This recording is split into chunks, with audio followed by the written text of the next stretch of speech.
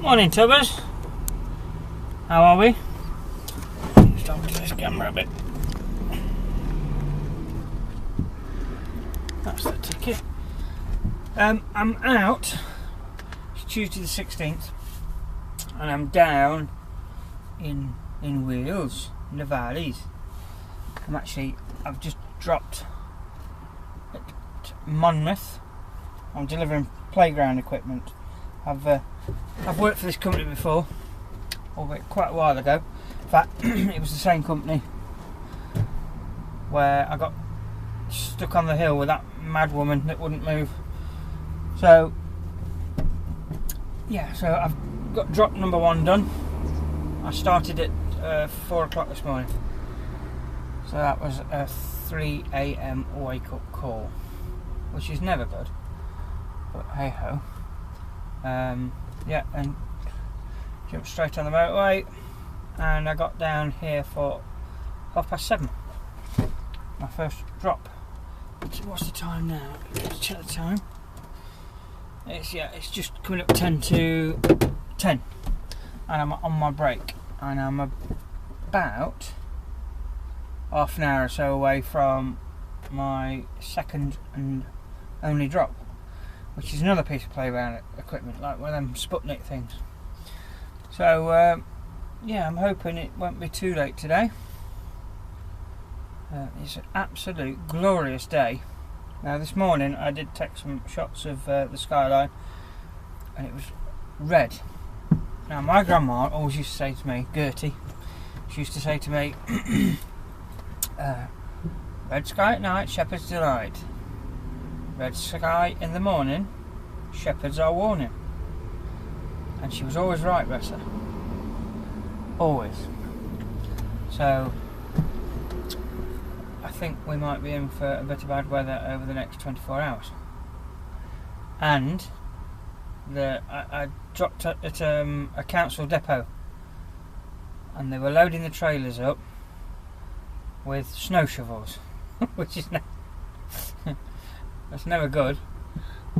So yeah, I suggest we may have either a bit of snow or at least rain on the way. I'm getting over my failure on Sunday. It still hurts like bugger, and the more I think about it, the more I feel that the examiner was harsh, failing me. By all means give me a minor for it, but I thought for that particular instance where that bloke was trying to push his way in, I knew he was there. I may not have been doing this, but I could see him, and she said he flashed me. Well, I'd blocked my lane right in the middle, come off a slip road, blocked both lanes, so I was turning left, and the left lane as you turn on this island, one is a designated lane for IKEA, and the other one is for straight on rather, into wherever I was going. And I'd blocked these 2 lanes, put my left signal on. Can't do any more, right? Well, as I moved out to go over to my lane, he flashed me for whatever reason, and she put that down as a fail, a major, which I thought was a bit bloody harsh myself, because I'd hold my hands up. The reverse was absolutely atrocious. How I passed it I do not know, but I did.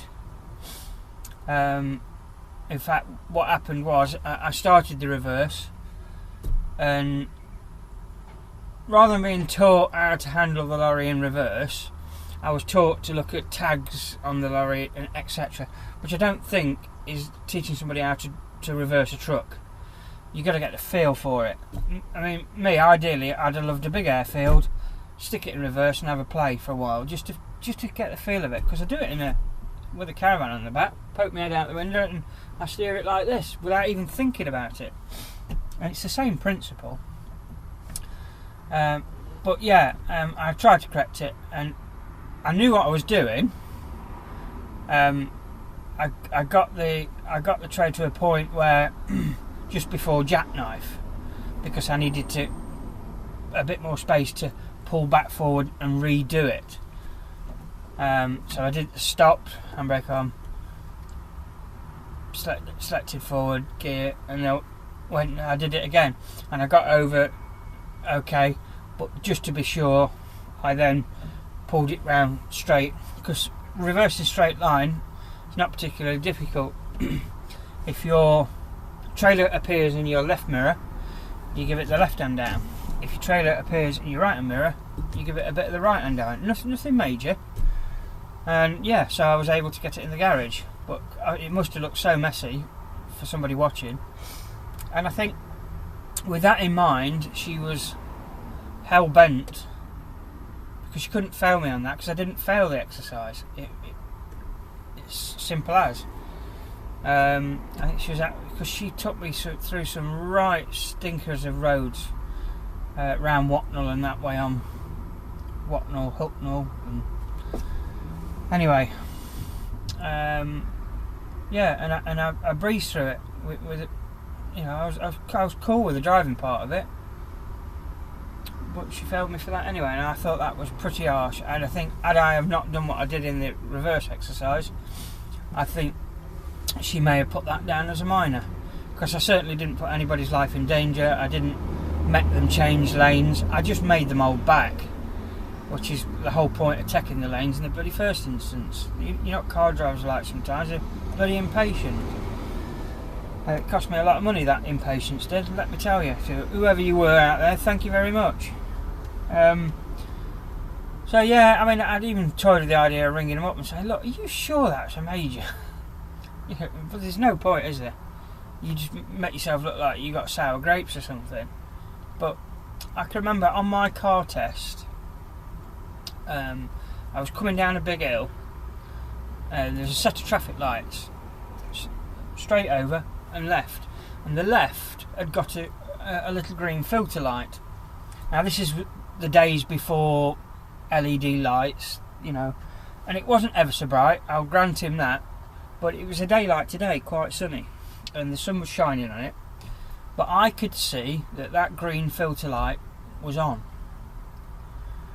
And so I proceeded to the giveaway light, give it the once, and then off I went. And he said, do you realise that you've just gone through a red light? And I went, no, I didn't. I said the green filter light was on. And he went quiet. And I was just about to basically put my foot down and go back to the test centre, because I was a bit peeved off. I said, well, in that regards, we'll disregard it, and we'll carry on with the test as normal. And I know the green filter light was on, so I know they do get it wrong. But yeah, how do you ring them up and say, could you talk me through the instance that you failed me? Because I'm not entirely sure it was what it was. How do you do that without sounding like, you know, you haven't got sour grapes? So I've just got to, I can't, is the answer to it. So, but that's behind me now. I really don't feel, even though it's my cheaper option, I really don't feel I want to proceed anymore with the training company that I picked. We all know why I picked that particular training company, and I didn't amble into it blindly. As you know, I put a vlog together asking people's opinion on wagon drag, and I went out on a assessment drive. I paid £40 for that assessment drive, which, you know, again is quite a lot of money. And I met the guy who owned the company, you know, and I made it quite clear over the telephone to him that I didn't want anybody that was RC or whatever. You know, I wanted cool, calm, firm direction. I don't mind people being firm with me, stern even, but I do need people to keep the cool. That's their job, you know, and that's what we pay them for. So yeah, what this instructor did to me at that cattle market was proper bang out of order. So, and I think that whole experience with him at the cattle market put the bejeebers up me. Now, I'm not being a big girl's blouse, and some of you might say, come on, stop being a girl about it. But it just made me fear it, if you will, when at a point where I was trying to build confidence, not have my confidence knocked. And it's like anything. If you tell a child that's just doing a drawing for you, actually that's not very good, you're going to knock the confidence, and they're not ever going to want to draw for you again. So you don't do it, do you? It's an unwritten rule. You try and build people's confidence. So I'm pretty sure I don't want to go back through and do the retest. So basically it's a day out, then a retest. So then I've got other choices. I either look for another wagon drag outfit and take off where I left off, or I go with what my instinct told me to do the first time round, which is go Arctic. And the only reason that I didn't choose the Arctic, as you know, was time frame. But I think it'll pay me in the long run if I'm patient and go down the Arctic route. Now, there's one or two people with different opinions on this matter. I'm welcome to listen to all of you, but that's my gut instinct as of now, that I would quite like to go and now do it on the Arctic, which means pretty much paying all over again, which is a lot of money. But I spoke to a company called Hughes Driver Training in Loughborough. They're based, they've got a few branches, but in my area they've got, I think, one in Leicester, one in Loughborough, one out Alfreton Way, is it? Somewhere around about there. And I'm going to go out for a assessment drive. It's £25. They've got an Arctic and they've got an automatic. Now I definitely want the automatic, no two ways about that. I don't want to have to worry about gears. I did it in my class 2, got on with it fine, I can do it. That's one thing I don't want to worry about. So I'm 100% on the gearbox of choice. So depending on what this guy says, whether I need a 2-day course, 3-day course, or 4-day course, depending on when I shall book it. But if it's only a 2 or 3 day, depending on how he feels my driving ability is, then I'll go ahead and book it there and then.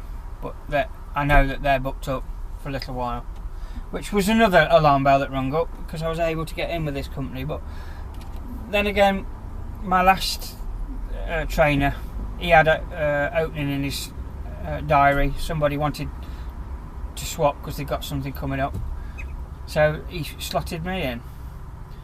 So I mean, it does happen. But yeah, my advice to anybody out there looking for a trainer, go meet them. I did that. Have a look at their training grounds.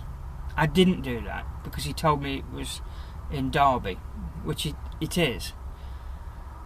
You know, find out who your tutor is going to be, your instructor is going to be, not tutor. You know, get a feel for him. See if there's anybody out there giving them positive feedback. If anybody else has recommended, I mean, one or two of you have recommended Hughes Driver Training, and to be fair, I'd already spotted them quite a while ago. But when I contacted them, they didn't get back to me. They're not ever so good at getting back to you. The correspondence is a little bit poor. So yeah, I didn't follow that up any further. So yeah, go meet them, and if they haven't got their own training ground, find out if they've got any restrictions, because some people won't own a training ground. In fact, most of them perhaps won't own their own training ground, but they lease a plot of land off somebody, you know. Well, my instructors, they leased a bit of the cattle market, but only on days when it wasn't being used as a cattle market, which unfortunately meant that we couldn't go on the Wednesday and we couldn't go on the Saturday. So in total I had just over an hour's tuition on reversing, which honestly I don't think is enough, because it took 3/4 of an hour to get there, 3/4 of an hour to get back, you know, and he always got back 15 minutes early, and we always tended to leave 15 minutes late for whatever reason. So there, but you live and learn. So we'll see how that goes. But I'm going to have I don't think I'm going to book anything. I'm going on holiday next week, and I don't think I'm going to book anything before then. So that's where we're at. So it's a beautiful sunny day. I'm going to enjoy it because tomorrow's not going to be nice, I suspect, if my grandma's right. So catch you later. Drive safe. Oh, the camera's hot. Well, it's been baking in the sunshine. Hurrah!